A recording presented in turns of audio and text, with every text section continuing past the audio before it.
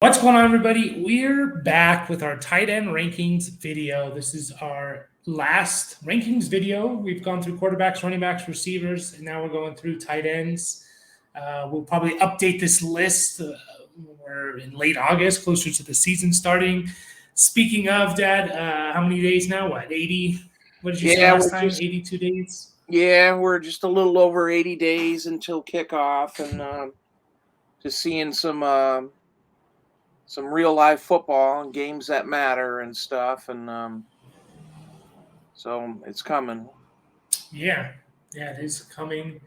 I'd say about 6 weeks or so until the Hall of Fame game. 6-7 weeks, I'd say.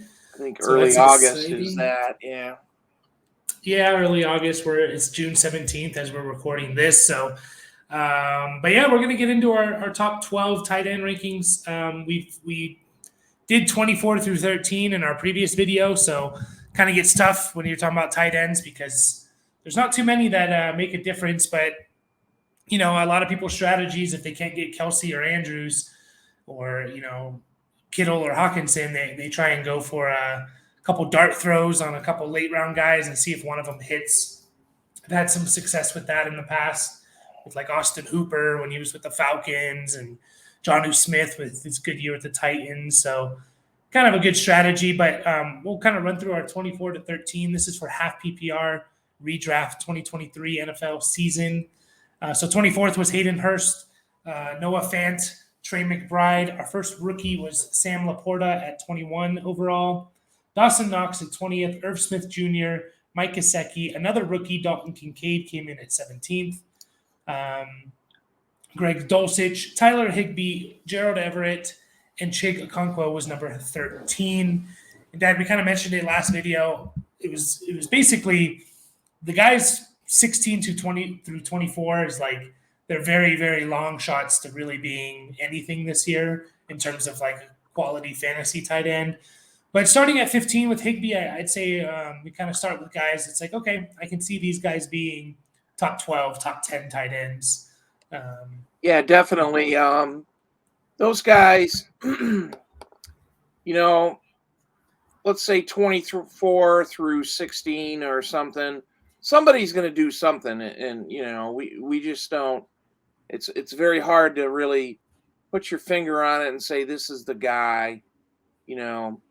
I mean, if they're giving you 8 points per game or something like that, I mean that would be wonderful. I know that's could be a little bit of a reach, but yeah, like Tyler Higbee, Gerald Everett, those guys who seem to be a little functional in their offense. They're definitely some of these other guys are. I don't want to call them an afterthought. They're just they'll catch their 4 passes a game, or they get 50 receptions and 600 yards, and we're kind of happy. You should be. Yeah. Definitely. And in half PPR leagues, there's about 3 or maybe 4 tight ends every year. They're going to give you double-digit points.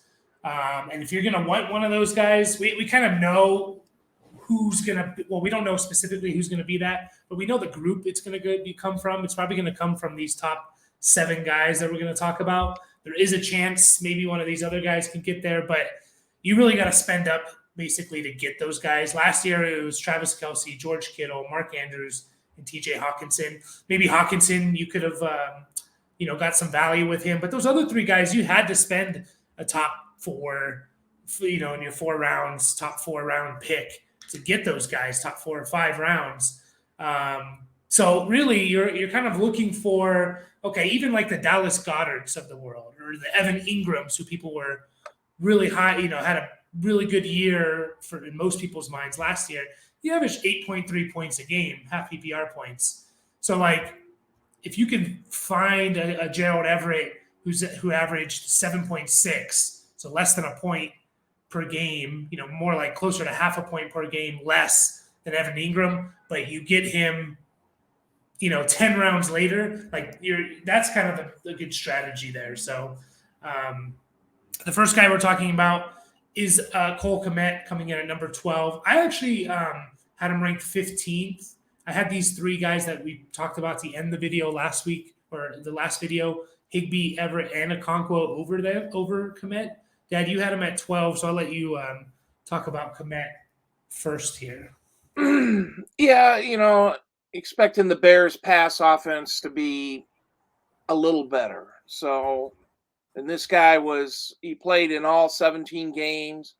He still, caught 50 passes. He had, 7 touchdowns and stuff like that. I think if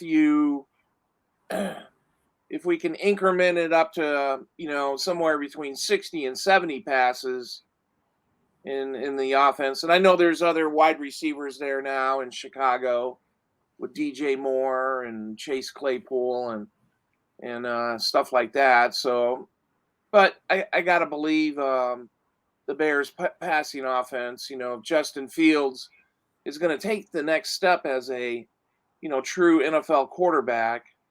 I mean, I know he's a great fantasy quarterback, but I mean, he's not going to make a living very long running the ball that much. So that's why I think, we just give him a bump up, to what I think 12, Yeah.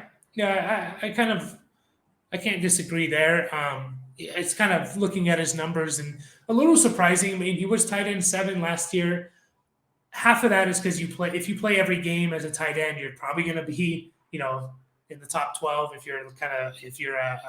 I forgot to say one thing though. Yeah, go ahead. To the negative on him, Robert Tonyan is on the team now. Mm-hmm. So we got to bring that up. He went from the Packers.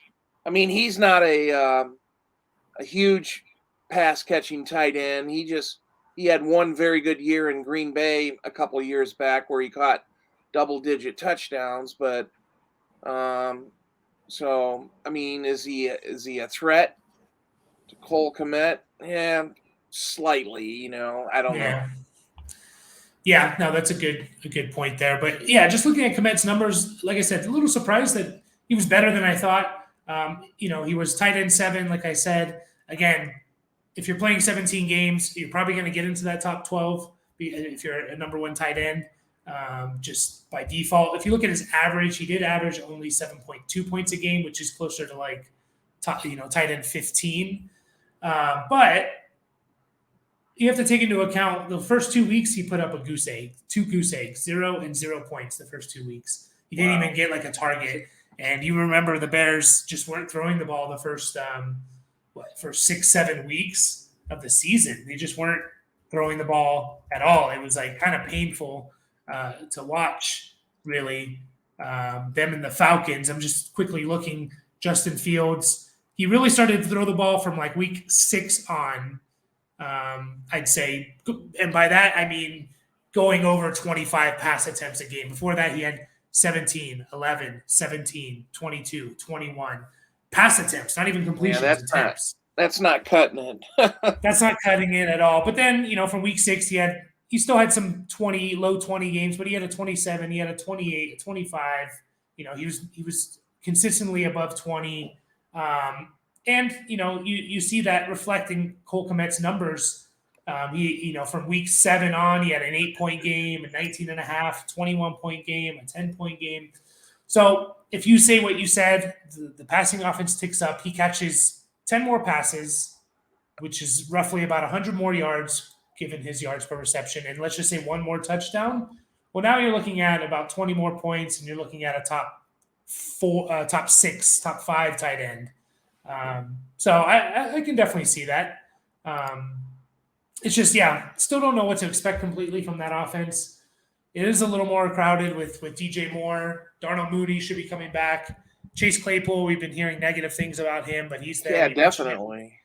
You mentioned it with Tonyan, but it is a little bit more of a crowded receiving room for sure. So I'm just a little hesitant on Kmet. I think I'd rather a guy like Higbee, Okonkwo, Everett. Okonkwo and Higbee, I can see them being the number 2 targets on the team. Everett's on one of the most past happy teams in the NFL with Herbert and the Chargers. So, But yeah, our next guy coming in at number 11 is David Njoku. Always kind of an athletic freak. They gave him a big contract before the year, and a lot of people were shocked. And then he rewarded them with his best year of his career. Still, 58 catches, 628 yards, 4 touchdowns. He did miss 3 games, so you're probably looking at more like 700 yards and 70 catches, and maybe a couple more touchdowns if he plays a full season. In terms of his points per game, he averaged 8.1. So that's where you start to get to those little bit of a different a step above those guys that can get to those 8 points a game. Because they're going to give you a couple big games in there. Yeah, David Njoku. It's funny, again, people talk about Evan Engram and how amazing he was last year. I think he's probably going to get overdrafted, a guy like Evan Engram.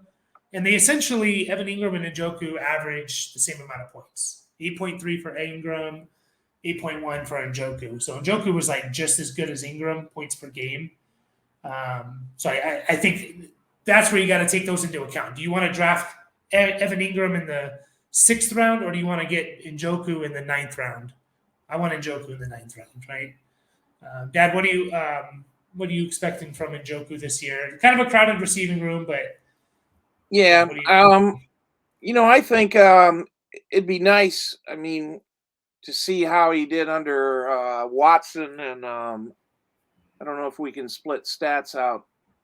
Yeah, I'll check it out right now. If there was a difference between Jacoby Brissett and but he had a nice year. It was the contract was a little bit like, wow, Cleveland really likes him or something, and because I think they had Austin Hooper also, and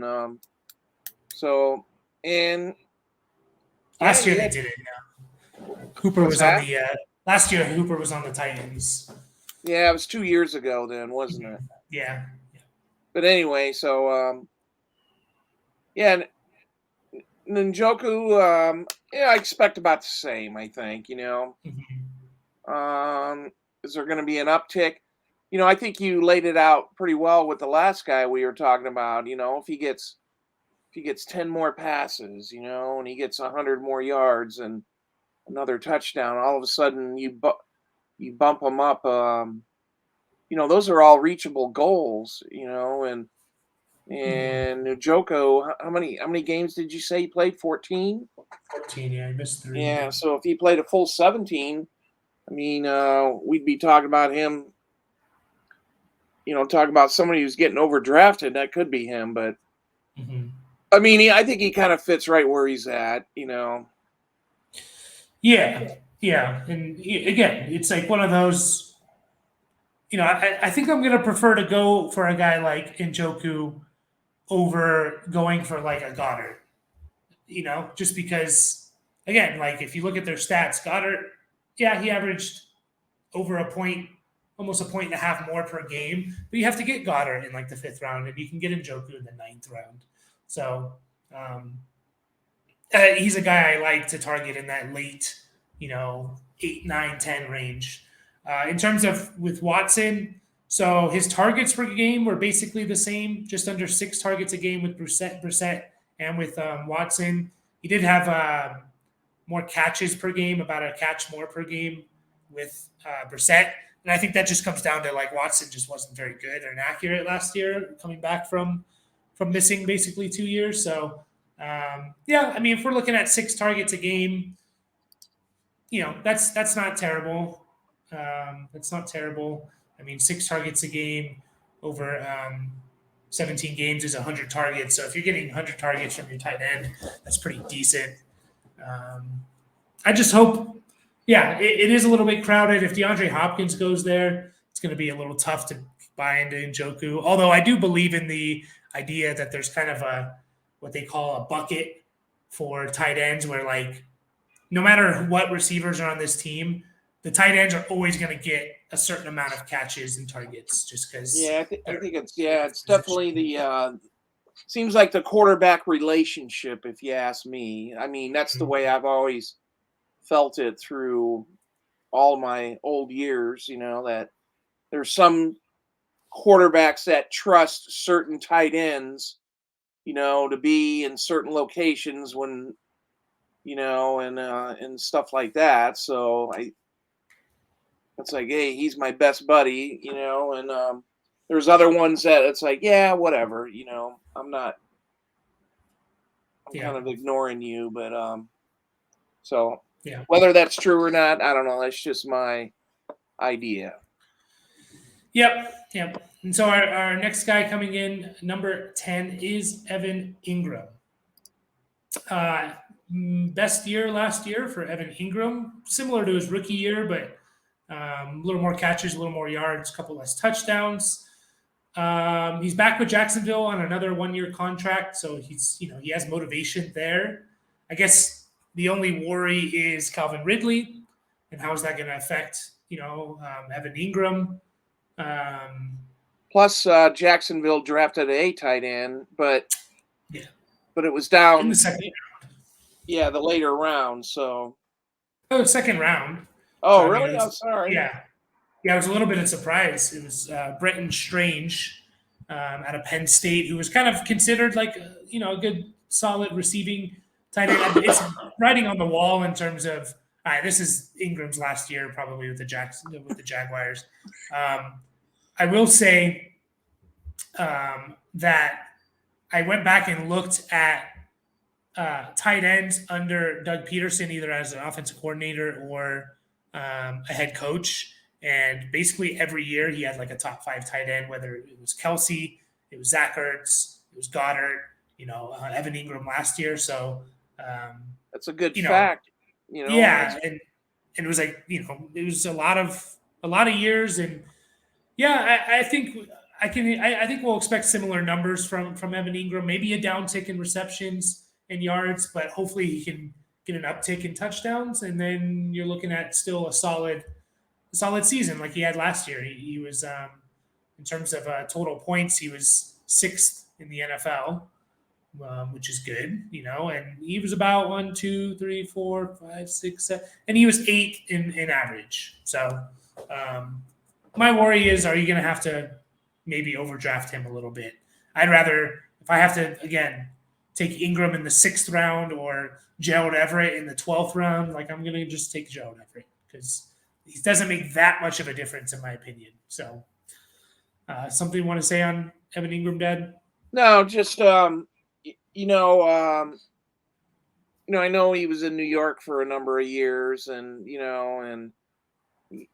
and he kind of seems like he kind of got crapped on when he was in New York. Of course, he was under Daniel Jones, and and lousy offenses and stuff like that. But he had a couple of good years with the Giants.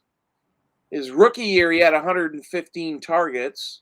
Yeah. And then look at year 4, he had 109 targets. So the guy knows how to catch the ball, and you look at him, he's 6'3" and 240. I mean, that's not typical, prototypical tight end, I mean, so he probably plays maybe off the line a little bit or in the slot or something like that. I'm not sure where he lines up, but I know when he got franchise tagged, like some guys, they make a big deal about it, and they're pissing and moaning about their contract, and he just said, hey, it is what it is. I'm going to sign it and I'm going to play it. So you kind of like that. I kind of like that attitude. It's just like,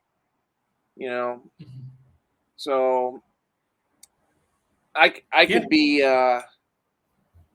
seriously, I could be one of those guys who overdraft Evan Engram, but Yeah, I mean, we'll see. I mean, there's a lot of hype around Jacksonville and their offense taking a step. So if you do expect a significant increase of Trevor Lawrence and his numbers, then yeah, you can kind of pencil in Engram for kind of the same.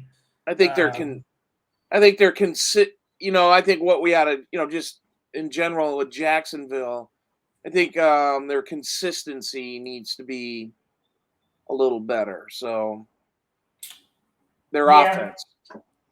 Yeah, I don't know if I'm ready to just boost them up to like a top 5 Kansas or 10 City offense. status. Yeah, just like right.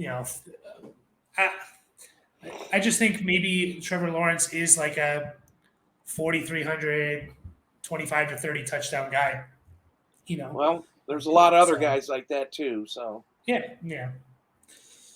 But moving on, a really intriguing guy, Dalton Schultz coming in number 9. I had him ranked 9th. Dad, you had him 11th. I think he's one of the few tight ends that you can see leading their team in targets. I don't think there's many. I think, in fact, I think there's 1, 2, 3, 4, with Schultz being number 5. I think there's only 5 tight ends in the entire NFL that you can see where they can lead their team in targets, and I think Dalton Schultz is one of them. I got 2 words on that, and it's called rookie quarterback. So that's what bothers me the most.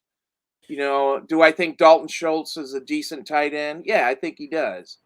So would I be thinking about him a little differently if he was on the Cowboys, still with the Cowboys, and a little better offense?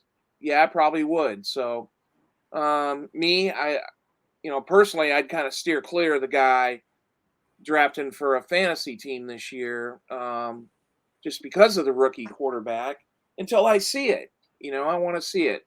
Prove it to me. So that's just my thought process on him.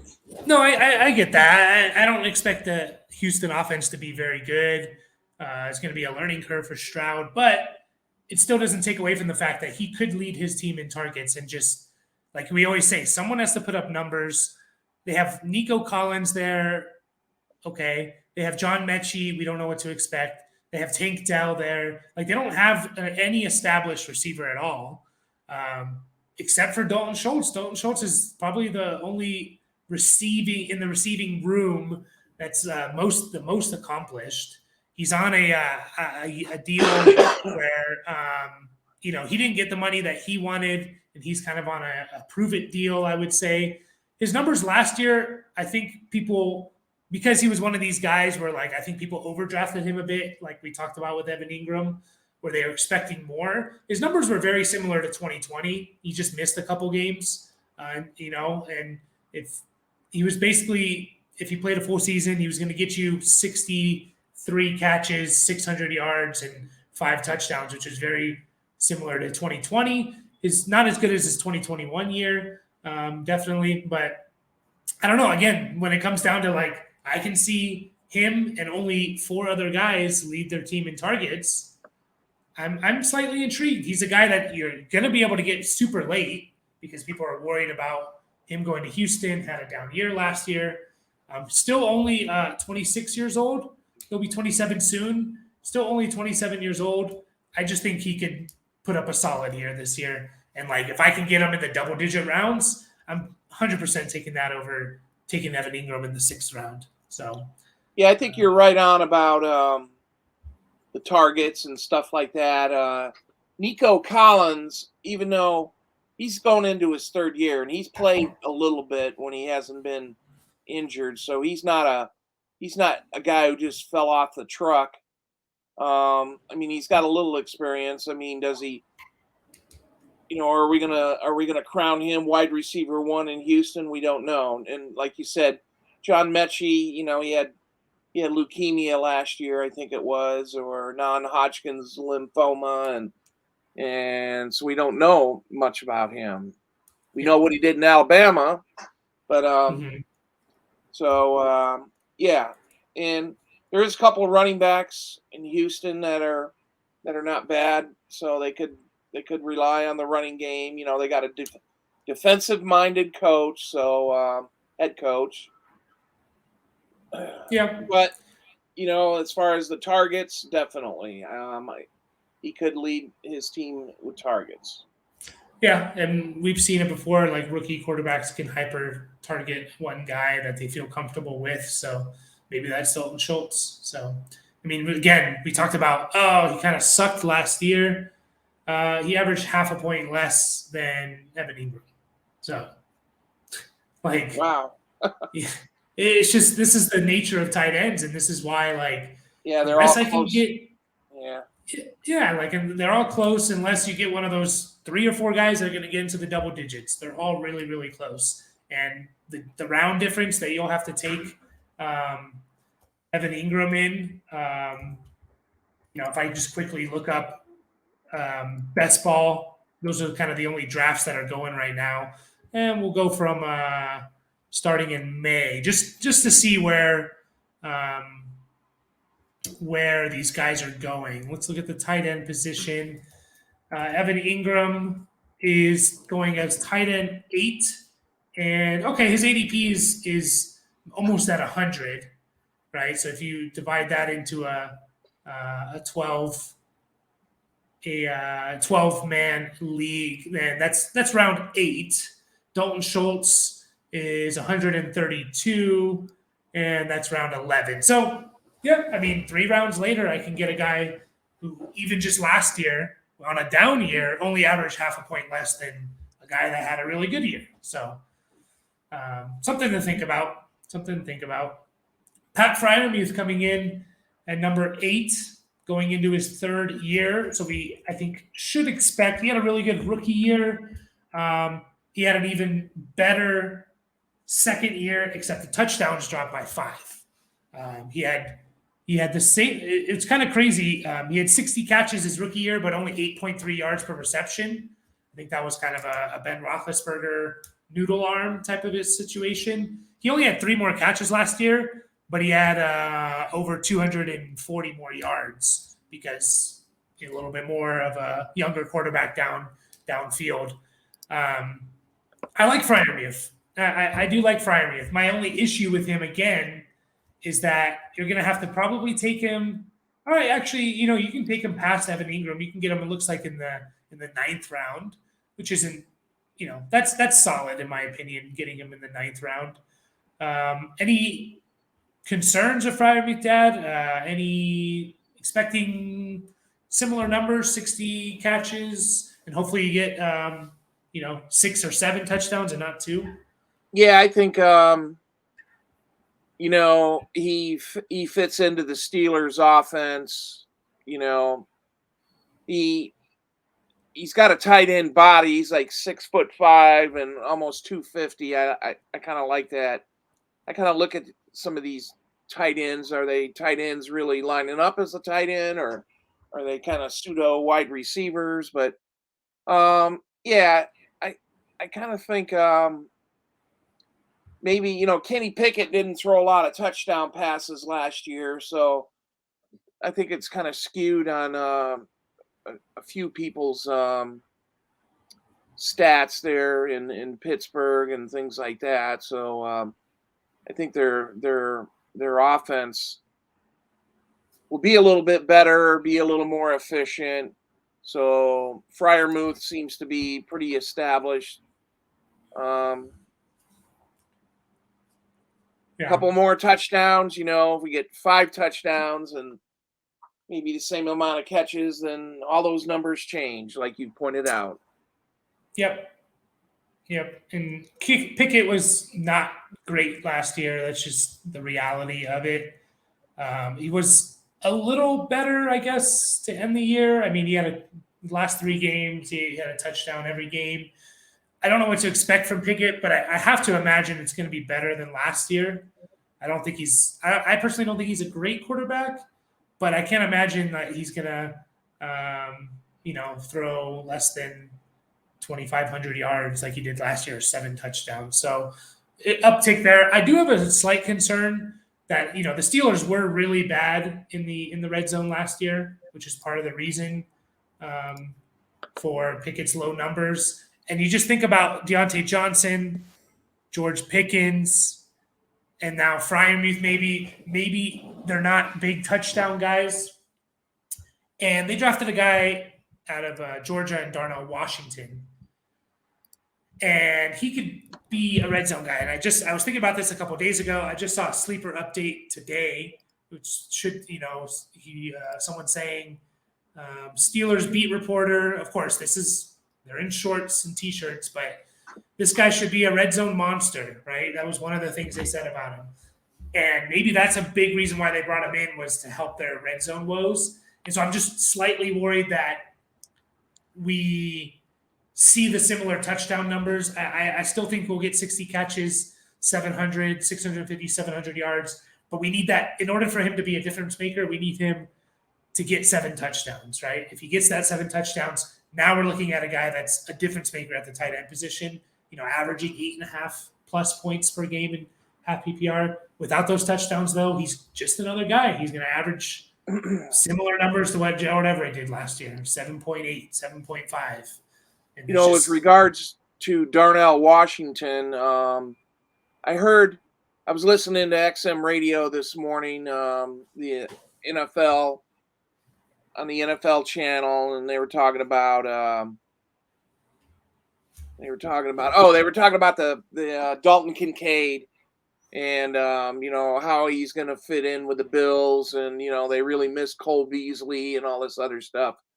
And one of the analysts, who's an ex-player, Robert Turbin, just said it was really difficult for rookie tight ends to make an immediate impact because there's so much they got to learn: the passing game, the running game, blocking responsibilities and things like that. So I think we've kind of said that.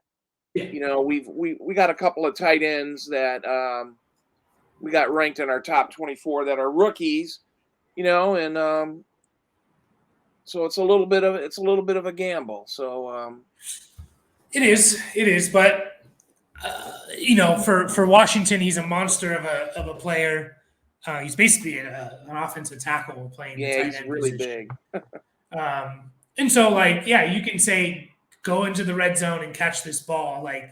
You can see him if he is. I don't think he's going to put up crazy numbers, but he could catch 8 touchdowns.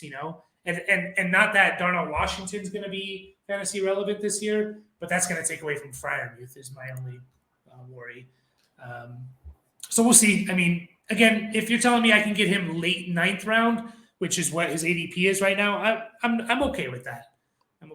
So Dallas Goedert comes in at 7. One of the rare guys where he's the third option on his team, but he's still in our top 7. I think he's maybe the only guy that you kind of know that for sure is going to be the third option. That's just how it is. Put up really good numbers because that Eagles offense was 3 guys. It was Goedert, A.J. Brown, and Devontae Smith. All of Jalen Hurts' passing yards went to those 3 guys, which is ideally what you want if your tight end is going to be the third option. He put up 700 yards and 55 catches and missed 5 games. Really good. Had almost 60 yards a game, 58.5 yards a game, which is really good for a tight end. That's almost 1,000 yards season, which is crazy because you don't really think about him that way. He's always been a low touchdown guy. He's never had more than 5, which is a slight concern. And even when we think about Goedert, top 5 dynasty tight end or whatever, and he is a difference maker. He averaged 9.5 points. 9.5 points last year in half PPR. That's a difference maker at the tight end position, in my opinion. I like Dallas Goedert, and I think a couple of years back when the Eagles had Hayden Hurst and Dallas Goedert, and they shipped Hayden Hurst out of town via trade. That should tell you right there what Philadelphia Eagles think of. I know that happened a couple of years ago, but the numbers aren't crazy. But I think you outlined. You said last year he had 9.5 points per game from the tight end position. I mean, that's money. I mean, that's good. I mean, I've always kind of liked Goedert, and he seems to fit with Jalen Hurts, which is a positive.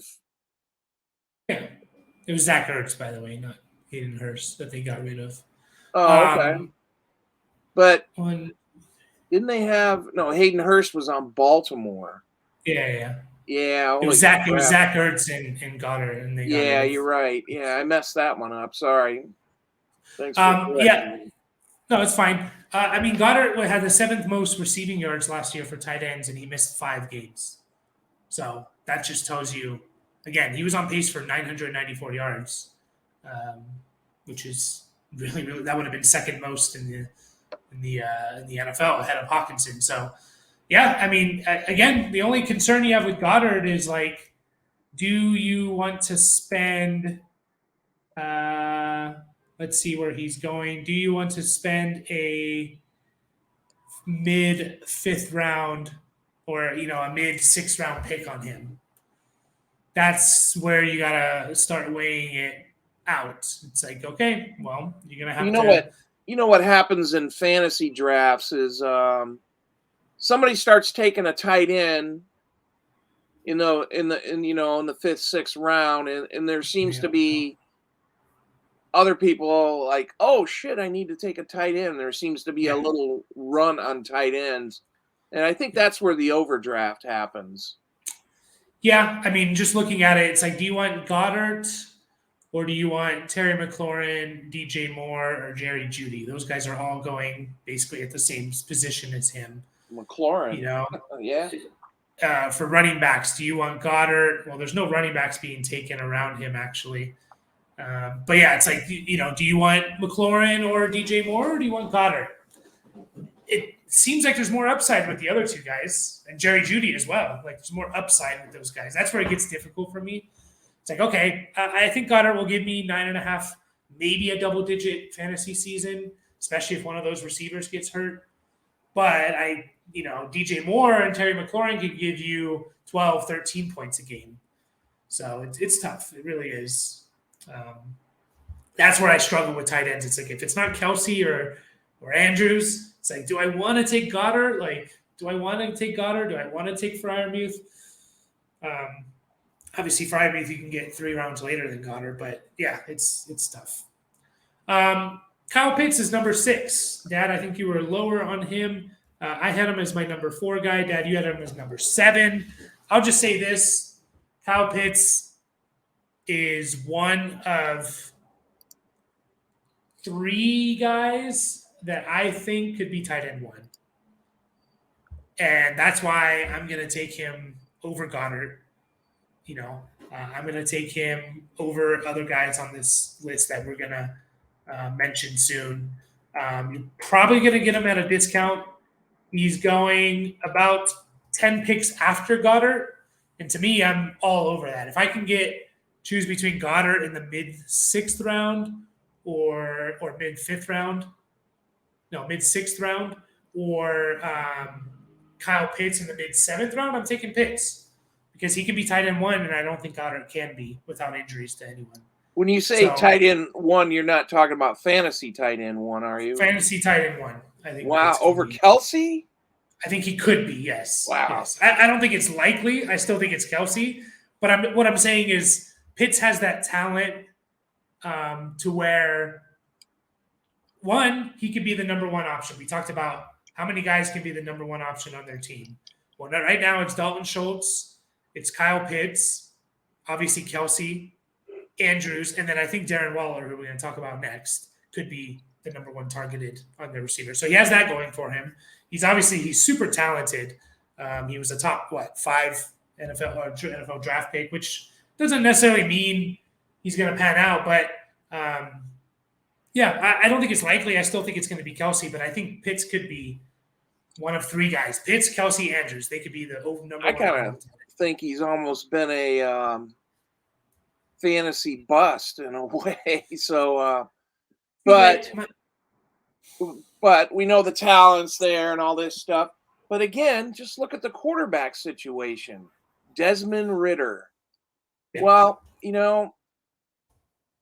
I just have to see it first. I'm not drafting Pitts on a fantasy team. I did his rookie year. I bought into it, and was it terrible? No, it wasn't terrible, but it surely wasn't good. So, I should have been smarter than that. And I think it's crazy when I hear people talk about Pitts and think of him as a bust. and then you say the guy had a Fantasy bust. 1,000-yard. He had a 1,000-yard rookie year. I know. He had I'm just 1,000 talking yards.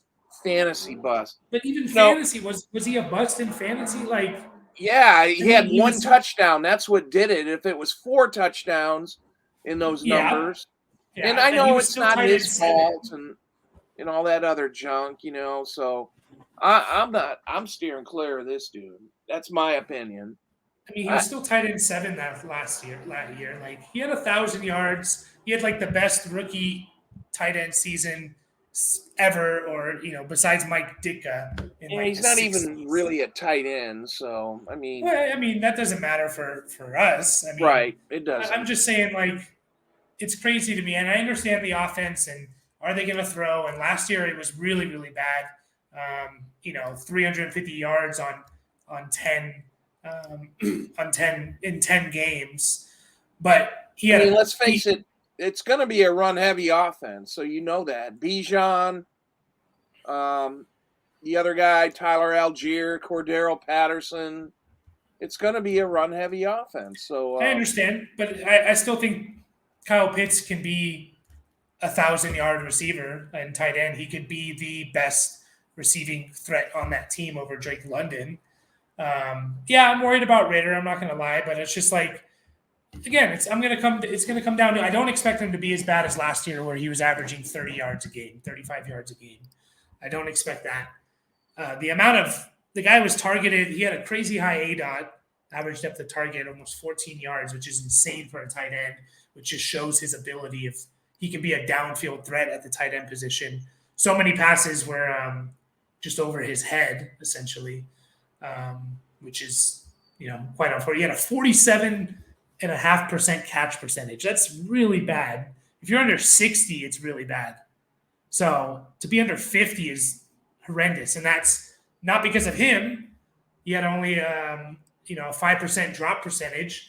It's because of the targets, the quality of targets he was getting. So I don't know. I just think to myself, do I want Goedert 1 round earlier? And it's like, yeah, I can get that safe 9 points a game. Or do I want a guy that can give me double-digit points a round later? So he's only 22 years old still. Like, he had a 1,000-yard rookie season, the second best rookie tight end season in the history of the NFL, and people are saying, he caught 60 yards a game, so yeah, which I mean for tight ends is great, 60 yards a game. So, I hope he keeps falling. But to speed things up again, we got Darren Waller at number 5. I think he could be, again, the most targeted receiver on his team, one of 5 guys that can be that. I was going to be completely out on Waller because it goes against my own philosophy and rule of I don't want a guy coming off of 2 down years, an old guy coming off of 2 down years. I don't want to draft an old guy coming off of back-to-back down years.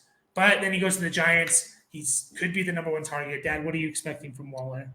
Well, you should have listened to your interior voices because I don't think Waller is going to be all that. He's probably for a fantasy tight end, he's probably going to be okay. I mean, is he going to have? It's going to be nowhere near what he did with the Raiders. So. I don't know where he fits into the Giants offense. Giants have their wide receiver core is, I don't think there's any Pro Bowlers or All-Stars or anything like that. And plus Daniel Jones just doesn't throw a hell of a lot. So, but going back to what you said, you can see him leading his team in targets, right? Yep. I can see that. So I just I'm not expecting a marvelous thing, but we are talking tight end, so we know the difference between the good tight ends and the mediocre tight ends are. I mean, they're small numbers, so you got to look at it close. Yeah, and again, I just think they're going to want to take a step forward in the passing game. I think they realize maybe they can't win with how they played last year. They can win, but not go further than what they did.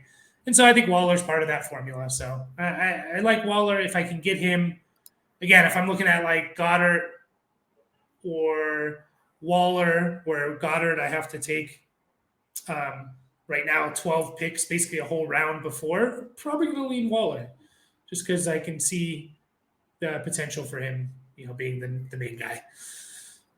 George Kittle coming in, number 4. He's an interesting one because we don't even know who the quarterback is for that team. It could be one of 3 guys. A lot of mouths to feed in San Francisco. Kittle had one of his best years last year in terms of touchdowns. He had 11 touchdowns, never had more than 6, which was always a big thing with Kittle. We've seen him be a 1,000-yard guy, not since 2019, unfortunately. Seems to always miss a few games. But he's one of those tight ends where he can catch the ball and he can house it. He can take it 50 yards because he's that good. Are you worried about Brock Purdy? Who do you prefer to be, I guess, the quarterback dad for George Kittle? Yeah, just in general, it's Brock Purdy. Brock Purdy looks to be the guy, or should be the guy. We're waiting for his elbow to get better. That would be probably beneficial to Kittle, and how can you not like Kittle as a football player? I mean, I know we're talking fantasy and stuff, but I think I'm still kind of in on Kittle. Yeah. Yep. It just comes down to, again, like, you got to take him pretty high if you want him. If you really, really want him, you have to take him 56th. What do you think that is? So you think a 4th rounder? Right now he's going in the mid 5th round, 56th overall in a 12-team league. That's terrible, but yeah, I mean, again, you got to kind of. It's hard when you hear it. It's like, okay, but then you got to compare it to who's going around him. Aaron Jones, Joe Mixon for running backs. For receivers, you got Calvin Ridley and DeAndre Hopkins. So yeah, I mean, if you want a quarterback there, that's kind of where Justin Herbert in the same round. So yeah, not terrible. I think with Brock Purdy, he was averaging 6.5 targets a game. It was really the touchdowns though. With Brock Purdy, he had 7 touchdowns. That's what boosted his numbers because he wasn't getting big yards. He had, of those 5 games, 3 of them were under 30 yards a game, and then he had 90 yards and 120 yards, but he had 7 touchdowns. So, it's just tough with Deebo Samuel, Brandon Ayuk, and CMC there. It's he could be the 4th option in the passing game essentially. So that's where the fear is of him. TJ Hockenson coming in at number 3, had his best year last year. His numbers are slightly inflated. He had one monster game, and so he had a 179-yard game, 8 catches, which is going to inflate your score a little bit. But you can make the argument of how many tight ends are capable of doing that, and probably not many. So yeah, Hockenson going to the Vikings.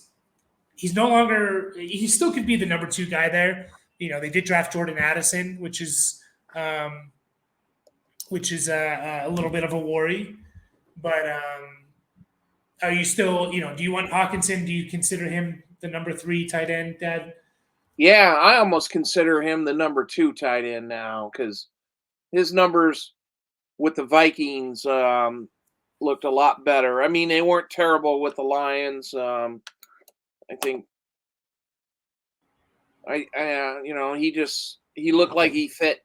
He got to the Vikings and he kind of fit right in. And we should realize this is Kirk Cousins last year there. That's probably going to happen. And the rookie wide receiver, I don't know. What is he going to take away from him? And probably, I don't think much. So Yeah, they're already, I like Hockenson. He looks the part. yeah, they're a team that could throw the ball 70% of the time as well. So you can easily support three guys. Um, yeah, I think I heard. So Hawkinson had three with the Vikings, which was what 7, 8 games or so. He had 3 games where he had 10 targets or more. I think that was more than or equal to what he had in Detroit his entire career in Detroit.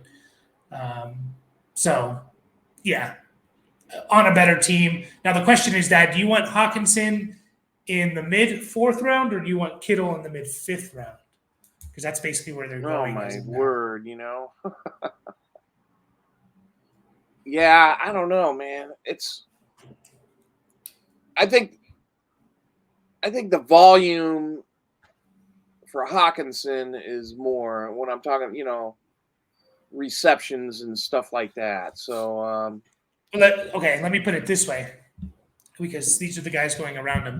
Would you rather accommodate Keenan Allen and George Kittle, or let's see here, would you rather Hawkinson and Calvin Ridley? jeez. Ridley scares me, man. I just Or Hopkins, if you want to Hopkins. yeah, I'm not really high on him either, but Sounds like you want the Keenan Allen. I'll take Hockenson and Keenan Allen. Okay. I know that's not a choice, but yeah. that would be ideal. Yes, but yeah. All right. Well, we'll get to these last guys pretty quickly here. Mark Andrews. I guess the only thing I'll ask you, Dad, is can he be the tight end 1? In my opinion, he's one of 3 guys that can. Don't think it's likely, but can he be the number 1 tight end in fantasy if both him and Kelce stay healthy? Man, a lot of things in Baltimore has changed. New offensive coordinator, a whole new group of wide receivers, plus Bateman and stuff like that. So, yeah, I don't know, man. It's just we know Andrews can catch the ball. We see, I talked about earlier that quarterback to tight end, relationship, and I see that with Lamar and Mark Andrews. So yeah, the answer to your question, not beating around the bush too much, is yeah, I could see Mark Andrews. He's got to play all year and all that other stuff, and and Lamar has to be there, but I can see it. Yeah, I think a lot of people don't I think a lot of people forget. So Mark Andrews was tight end 1 in 2021. He had a monster year, like 1,300 yards, which is crazy for a tight end. He averaged more than a point per game, more than Kelce. And then the first 6 weeks last year, Andrews was really good. He was averaging almost 16 points a game, less than Kelce, but he was averaging 16 points a game. So I think at that point, a lot of people were saying Mark Andrews is the tight end 1 in Dynasty. He has over taken Kelce or something, or even maybe just as a fantasy tight end. But then he had a tough year. Lamar goes out, and he didn't have the greatest year, but he still had 73 catches, 850 yards, 5 touchdowns. So I think he can be. I still think it's Kelce, but that team seems like they're going to be passing more. I'm not super afraid of, like, they have Beckham, Bateman, and Zay Flowers, Mark Andrews. I think for Lamar Jackson, that's good. I still think Mark Andrews is the alpha in that receiving room. So, and then it comes down to Kelce. I mean, what can we can't really say much besides what maybe the greatest tight end of all time. The guy has 7 straight 1,000-yard seasons, which I think The crazy thing is with him is he's the same age as Gronk. Yeah. And Gronk, couldn't hack it anymore, or he got injured too much, or whatever. And Kelce is flourishing, man. And so you think, geez, when's there going to, be a be a drop off. I think I can't remember. When I start trying to remember things off the top of my head, I kind of flub up the stuff. But I know Kelce had a really huge game early in the year last year. He had a big touchdown game last Yeah. year. It was not a big yardage game. He had a 7-catch, 25 yards, 4 touchdown game. So, but what was his overall touchdowns? He still had 12. 12. So even without that game, he has 8. Yeah. Well, no, I didn't know if he was double digits in the touchdowns and. Yeah, he probably had his. The weird thing is, he's 33 last year. He'll be 34 in the middle of this year. He probably had his best fantasy season ever. He had his second most yards, most touchdowns, most catches last year. So maybe 2020 was a little better. 105 catches he had 80 more yards, 1 less touchdown, 5 less catches. So I think that basically evens out, essentially, right? Like 5 points, maybe not. He had slightly better fantasy year in 2020. Okay. Are you comfortable taking Travis Kelce in the second round of a fantasy draft? I'm comfortable taking him in the first round of a fantasy draft. Okay. I'm at that point where, all right, especially PPR, half PPR, maybe at the end. His ADP right now in best ball is 5.4. So he's going with the 5th overall pick. I mean, a lot of those are PPR, but the positional advantage is just insane. It's how much better he is than the next guy. Yeah, let's face it, folks. Fantasy football is all about points, and this guy scores points. He plays every game, just about. The receptions are there, the yardage is there, touchdowns and stuff. So, and what did Kansas City do in the offseason to scare Rashee Rice? No, he's not going to scare me from Kelce. It's Kelce's team, and it's a bunch of other guys that will complement Kelce, but it's Kelce's team. And the reason why he's going so high now is it's just, again, there's going to be a couple guys. You take him 5th overall, there's probably a couple guys that are going to put up more points than him, but he was 90 points better than tight end 2 last year. 90 points better. He was, in terms of average, he was 4 points a game better than George Kittle last year, who was second in average.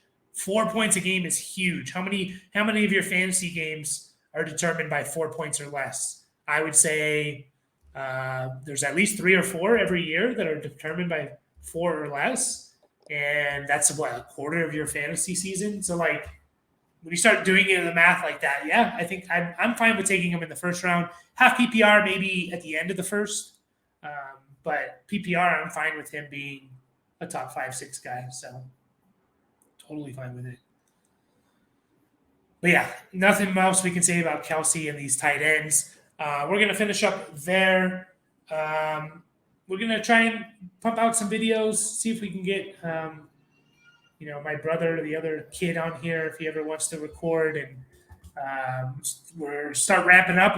I think we're going to do a kind of a 32 and 32 type of video series where we look at every NFL team, just look at the depth chart and guys to watch for during training camp. And then, it's going to be here soon, the fantasy season. So we are at 209 subscribers. We're trying to get to 250 before training camp starts. So we got about a little over a month to get about 40 subscribers. So we'll see if we can do that. But we appreciate it if you could like this video and subscribe. That would be fantastic. Dad, any last words? No. It's kind of a 5-week dark period because not a lot of NFL stuff going on, but there's still a couple big fantasy player names, Hopkins and Dalvin Cook. We got to see where they end up, but adios, everyone. Boomer up. Boomer up. Yep. Next time.